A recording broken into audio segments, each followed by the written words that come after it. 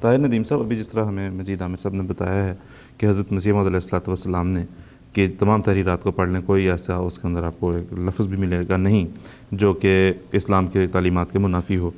لیکن ایک چیز جس کو بنیاد بنا کے اس چیز کا چرچا کیا جاتا ہے اور ڈھنڈورا پیٹا جاتا ہے کہ آپ نے کوئی خود نعوذ باللہ کوئی غیر اسلامی دعویٰ کر دیا، وہ یہ کہتے ہیں کہ چونکہ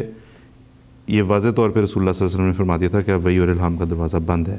تو جب مرزا صاحب نے یہ کہا کہ مجھے وحی ہوتی ہے اور الہام ہوتا ہے تو گویا خود انہوں نے اپنے آپ کو دائرہ اسلام سے خارج کر لیا. اس پہ کچھ روشنی ڈالیے. جی، بسم اللہ الرحمن الرحیم.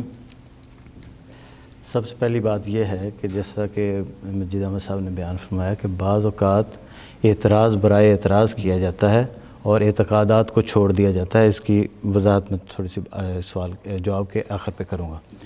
اگر امام مہدی اور مسیح موعود علیہ السلام جو ہیں وہ جب آئیں گے تو اگر ان پر وحی نہیں ہوتی،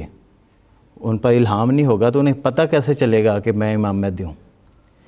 کیا خود ہی بیٹھے بیٹھے وہ فیصلہ کر لیں گے، کہیں گے ہاں مجھے لگتا ہے کہ میں امام مہدی ہوں؟ اس طرح کے تو روزانہ ہم ہزاروں لوگ دیکھتے ہیں کہ جن کو بیماریوں کی وجہ سے وہ کئی قسم کے دعوے کرتے ہیں. ایسے لوگوں کی کبھی کوئی جماعت نہیں بنتی.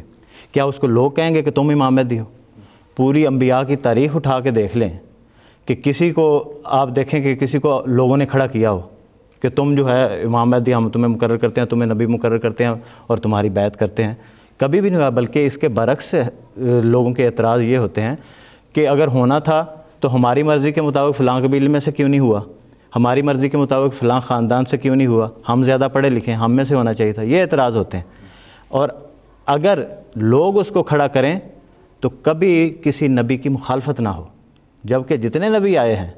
سب کی مخالفت ہوتی آئی ہے اور سارے جو قوم ہے ان کے مخالف ہو گئی ہے. تو اس لحاظ سے نہ اسے خود پتہ چلنا ہے اور نہ لوگوں نے اس کو کھڑا کرنا ہے. الہام کا دروازہ ویسے بند ہے تو پتہ کیسے چلے گا کہ وہ امام مہدی؟ دوسری بات یہ ہے کہ جس کے جو آ کے خدا تعالیٰ کی طرف سے یہ اعلان نہ کرے کہ مجھے خدا تعالیٰ نے فرمایا ہے کہ میں اس کی طرف سے مبعوث ہوا ہوں اور اس کی طرف سے کھڑا ہوا ہوں، اس پر ایمان لانا فرض نہیں ہوا کرتا. جبکہ امام مہدی کے بارے میں آج صلی اللہ علیہ وسلم نے فرمایا ہے کہ فَبَایَعُوهُ وَلَوْ حَبْوًا عَلَىٰ جِبَالِ الثَّلْجِ، کہ اس کی جا کے بیعت کرنا. فَإِنَّهُ خلیفۃ اللہ المہدی، کہ وہ اللہ تعالیٰ کا خلیفہ اور مہدی ہے اور اس کی جا کے بیعت کرنا. اور جب تک خدا تعالیٰ اس سے کلام کرے گا ہی نہیں، اسے کیسے پتہ چلے گا کہ وہ خلیفۃ اللہ مہدی ہے؟ تیسری بات یہ ہے کہ ہمیں یہ دیکھنا چاہیے کہ الہام ہے کیا، ہم اس کے مخالف کیوں ہو رہے ہیں؟ الہام ہے کیا؟ الہام یہ ہے کہ الہام اور وحی کے ذریعے اللہ تعالیٰ بندے کو خبریں دیتا ہے، اس کی بعض غیب کی خبریں عطا فرماتا ہے، اس کو پیشگوئیاں دیتا ہے اور اپنا وجود اس پر ثابت کرتا ہے. اگر تو الہام میں کوئی ایسی بات ہے جو موجب سلب ایمان ہے تو پھر تو ہمیں کہنا چاہیے کہ الہام کسی پر نہیں ہوتا اور اس کا دروازہ بند ہونا چاہیے. لیکن اگر الہام یہ ساری چیزیں ثابت کرتا ہے ایسی کہ جو خدا تعالیٰ کے وجود پر بھی ایک دلیل ہے، جس سے ارکان ایمان اور اسلام جو ہے اس کی مضبوطی ہوتی ہے، تو پھر ایسی چیز کو آ کے وہ شخص کیسے بند کر سکتا ہے کہ جو اسی چیز کا پرچار کرنے کے لیے آئے گا؟ یہ ناممکن بات ہے. چوتھی بات یہ ہے کہ مہدی کے لفظ میں یہ اس کا سر رکھا گیا ہے. ہر نبی یوں تو مہدی اور ہادی ہوتا ہے کہ خدا تعالیٰ سے ہدایت پاتا ہے اور آگے لوگوں کو ہدایت دیتا ہے، لیکن آنے والے کو امام مہدی کے طور کا نام دیا جانا، اس میں اس بات کا اشارہ ہے کہ وہ ہدایت دیا گیا ہے. مہدی کے لفظی معنی ہے وہ اسے ہدایت دیا ہوا، اور خدا تعالیٰ کی جو ہدایت ہے قل ان ھدی اللہ ھو الھدی، وہی اصل ہدایت ہے. تو وہ خدا تعالیٰ کی طرف سے ہدایت دیا ہوا ہوگا. ہدایت اسے کیسے مل سکتی ہے جب تک کہ خدا تعالیٰ اسے کلام نہ کرے اور اسے نئے نئے مفاہیم نہ سمجھائے اور یہ جو اسلام کی تعلیم ہے اس کی تجدید کا الہام نہ کرے. تو اس کے لفظ میں ہی اس بات کا جواب رکھ دیا گیا. چوتھی بات یہ ہے کہ یہ کتنی مضحک کا خیز بات بن جاتی ہے اگر ہم یہ مان لیں کہ مسیح اور مہدی پر الہام نہیں ہوگا، کہ وہ شخص جس نے آ کے اس دجال کا کلا کما کرنا ہے جس کے بارے میں حضور صلی اللہ علیہ وسلم نے فرمایا کہ تمام انبیاء اس کی خبر دیتے چلے آ رہے ہیں، اور جس کے زمانے میں اسلام نے تمام دینوں پر غالب ہونا ہے اور جس نے آ کے دنیا کو عدل اور انصاف سے بھر دینا ہے،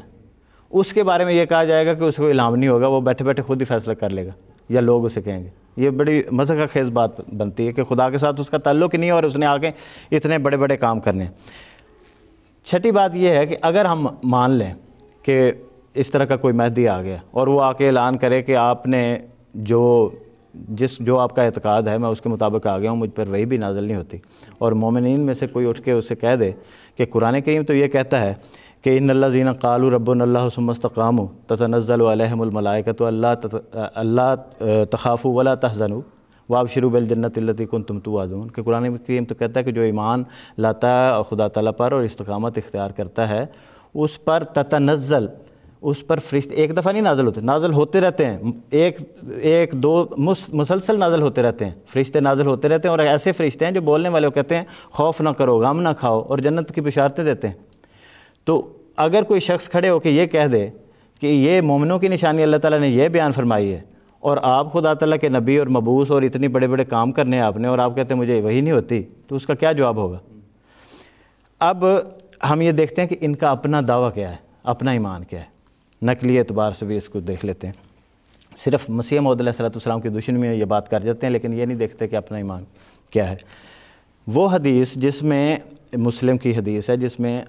حضور صلی اللہ علیہ وسلم نے مسیح عیسیٰ علیہ السلام کے آنے کی خبر دی ہے، اور ان کا دجال کے ظہور کی خبر دی ہے، اور ان کے مختلف کام بتائیں، اس حدیث میں 4 دفعہ نبی اللہ قرار دیا، اور بار بار، کیونکہ یہ اس اعتراض کا اس حدیث میں جواب موجود ہے۔ نبی کون ہے؟ جس کو اللہ تعالیٰ غیب کی خبریں عطا کرے، نبی کے لفظ میں یہ بات، اور حضور صلی اللہ علیہ وسلم کا بار بار نبی کا لفظ دہرانا اس اعتراض کو مکمل رد کرتا ہے۔ پھر اسی حدیث میں حضور فرماتے ہیں اوحی اللہ الی عیسیٰ انی قد اخرجت لی عبادا لا یدان لاحد بقتالہم فحرض عبادی علی الطور، کہ اس وقت جب وہ عیسیٰ علیہ السلام آئے گا تو اس وقت اللہ تعالیٰ اسے وحی کرے گا کہ میں نے ایسے لوگ نکالے ہیں جن کو کوئی انسان ان کا مقابلہ نہیں کر سکتا، اس لیے اپنے لوگوں کو لے کے طور پہاڑ پر چلا جائے، یعنی دعا کرو۔ تو یہ وحی کا لفظ بھی موجود ہے، تو اس حدیث میں وحی کا لفظ اور نبی کا لفظ رکھ کے حضرت صلی اللہ علیہ وسلم نے اس اعتراض کو ہمیشہ کے لیے دور کر دیا، اور یہ لوگ صرف اور صرف مرزا صاحب حضرت مرزا غلام احمد قادیانی علیہ السلام کی دشمنی میں ایسے کہہ جاتے ہیں، جبکہ اپنا اعتقاد بھی یہی ہے۔ حضرت مسیح علیہ السلام نے فرمایا کہ مجھے منہاج نبوت پر پرکھیں۔ سب سے بڑی بات یہ، جیسا کہ طاہر صاحب نے بیان فرمایا کہ جب ایک دروازے کو خدا تعالیٰ نے کھلا رکھا ہے، خدا تعالیٰ فرماتا ہے کہ تتنزل علیہم الملائکہ، اور یہ نہیں کہا کہ گونگے فرشتے ہوں گے، بولنے والے فرشتے ہوں گے، پھر ان کی باتیں بھی بیان فرمائیں کہ یہ ان کے ساتھ ان کو خوشخبریاں دیں گے، تو خوشخبریوں کا دروازہ امت محمدیہ کے لیے بند کرنا چاہ رہے ہیں۔ ٹھیک ہے جی، بہت بہت شکریہ، جزاک اللہ۔